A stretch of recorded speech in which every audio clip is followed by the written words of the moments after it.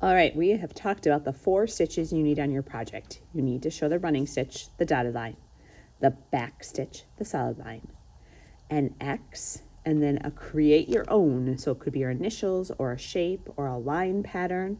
So I'm just going to do a quick review of that X cross stitch. We always start under our water, under the fabric. And what I found is sometimes it's easier to draw exactly where you're going to mark, so that you know I'm starting from the back and I'm poking up on the end of that X. I'm pulling it through and taping that tail on the back.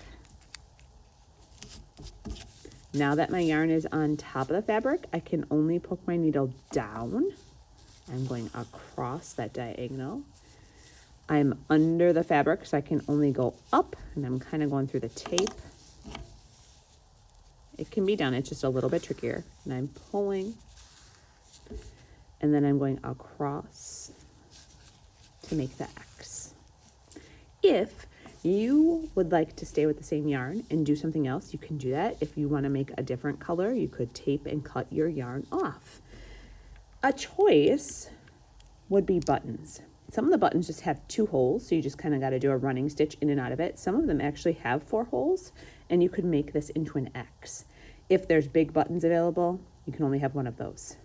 You could also have 2 little ones. A total of 3 on your project. Just 2 little ones and a big one is the most. So I'm kind of pinching that button on. My yarn is under my fabric, so I'm coming up and pulling. Careful not to pull too hard because you will curl your fabric. I am going diagonally if I want to get that cross stitch down. I come up and I go down diagonally. So you can also use that as your cross stitch, your X. So somewhere on here I still have to do an invent my own.